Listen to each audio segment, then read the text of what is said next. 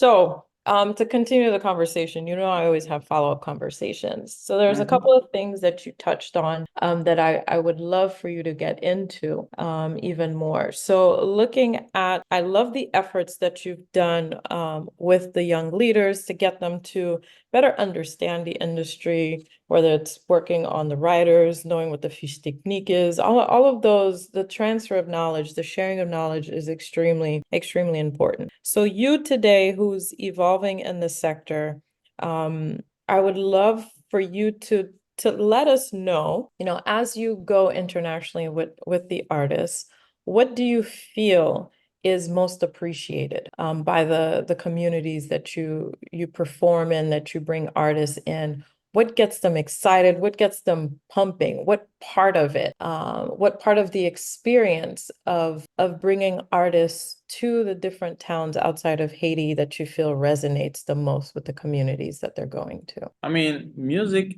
is really an international language that could really eliminate the different gaps that might exist from a country to another one or from a race to another.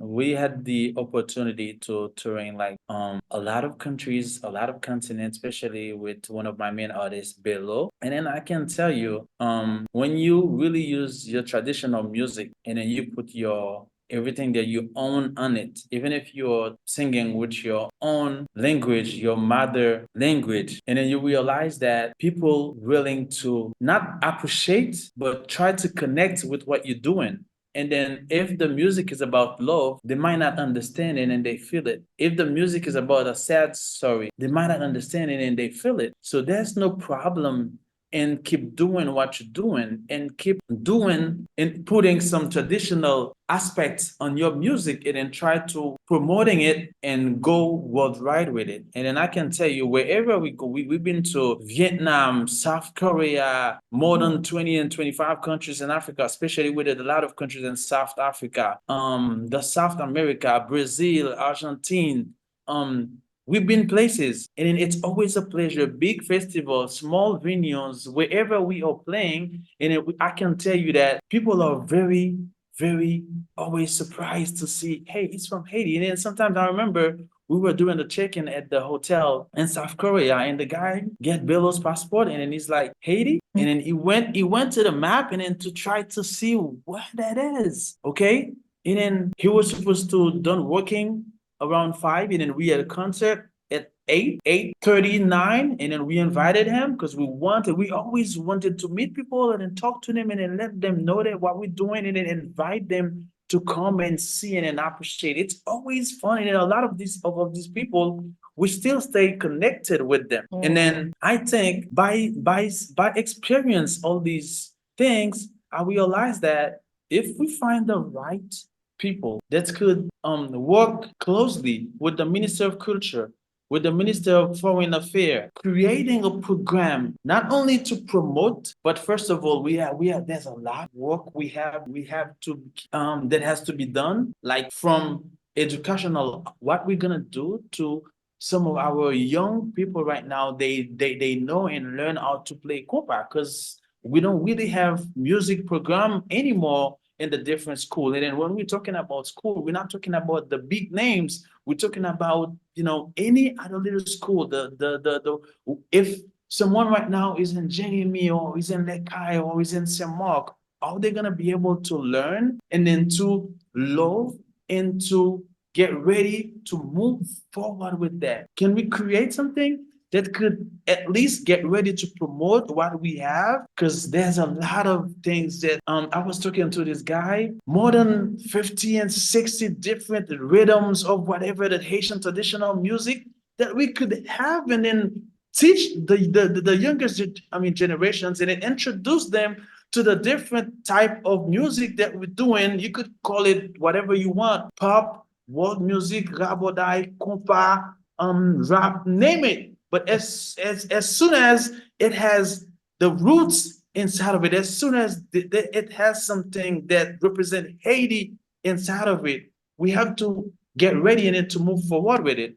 So I think there's space, there's a field for us to get ready to go there and keep showing what we have and then keep trying to make a living for these young folks because there is a lot of opportunity that we've been not missing, but we're not ready to grab. Very good, very good. You know, I love the point that you talk on the education system and the school system, because that's where it does start, right? Everything starts with education. That's where it's all started. And like when you look at you know, as we're building connections with the organizations in New Orleans, because New Orleans does this very well. And it's, you know, trying to understand who the movers and shakers are. What policies do they have in place aligned with the school system to ensure that the culture is preserved, that people understand it, people learn it, people have the opportunity to explore their natural talents. And there's this school called NOCA, the New Orleans Center for Creative Arts. And,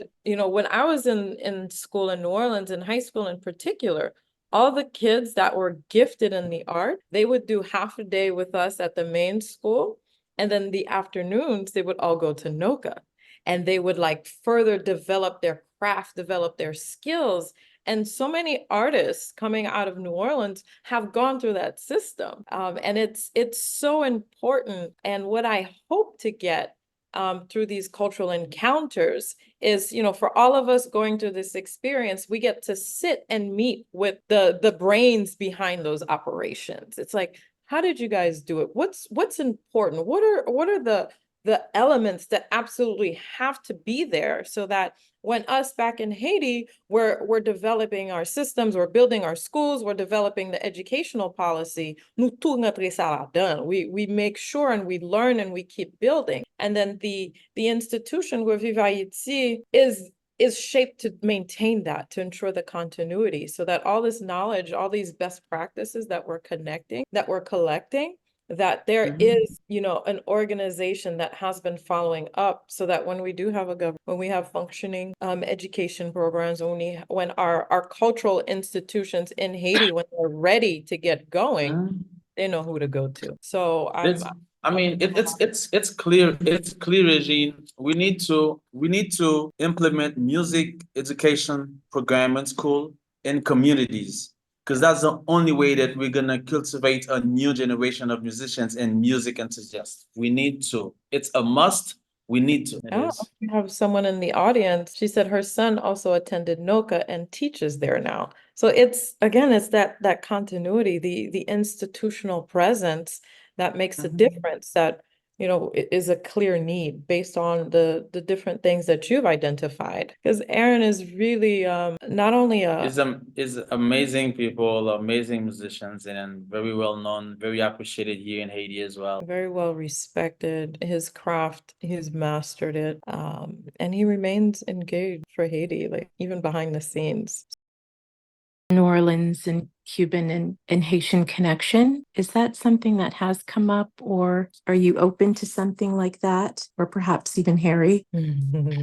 I think that Ariru's question is for you as well. You're on. Me, I think yes, I think music or promoting music, it's especially when it comes to roots, it's all about collaborations. Projects, great projects always come with collaboration. Whenever it has a story, first of all, music, you can't sell music without a story. With the story that it has, especially from Haiti to Cuba, from Cuba to New Orleans, and then what New Orleans really mean for us Haitians right after the 18 before 1804, why the French had to sold it to the American people and then before they go back to Europe because they were so scared of us keep running behind them. You know, the story that it has, we could create very nice, very great project behind it and then to sell it to the rest of the world. You can't promote music without history.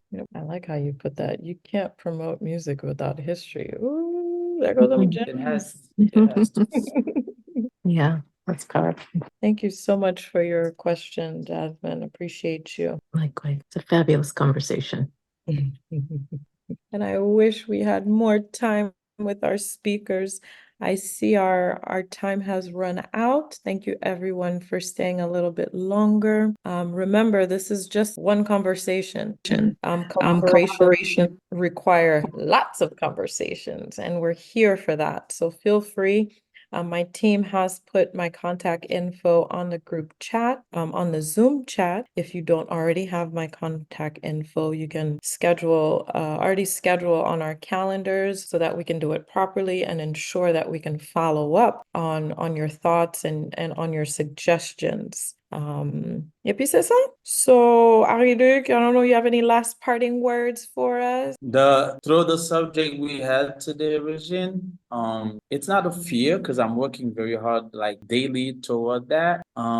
We need collaborations. We need government entities, musicians, people that's really working on the sector, private sector, organizations. We need them to collectively work towards preserving traditional music and creating supportive environment for life, especially in Haiti. And then we need to, has Haiti moving to the rest of the world right now, because the heart of Haiti is leaving Haiti now to go elsewhere.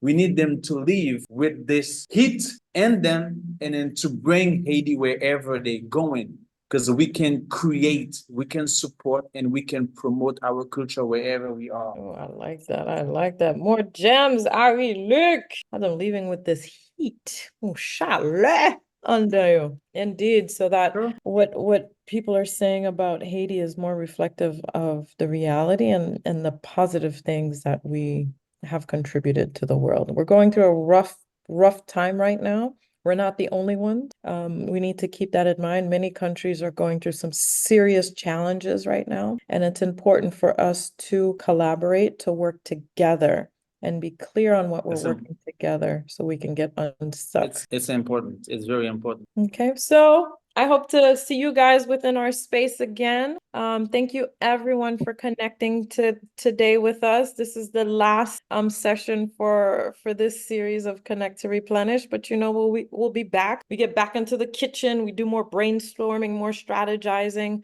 before coming forward. Love for everyone to join us in New Orleans. Whoever can, let us know. The next encounter is February 2nd through 4th. We're digging into the Mardi Gras traditions, looking at the Mardi Gras Indians and the Gaga tradition, looking at this global effort to promote Africarnaval around the world, which, you know, within these series, we've learned that it's a $175 billion industry. And people of color, people like us, people who actually create these traditions, only tap into 2 to 5% of that. That ain't right. So with Ashe Cultural Center in New Orleans, we're working to have public policies in New Orleans where more people of color, people who are actually creating this culture can tap more into those resources. And then this effort isn't just about New Orleans, it's an Africarnaval. So Haiti is part of that, Dominican Republic, St. Lucia, Puerto Rico, Cuba.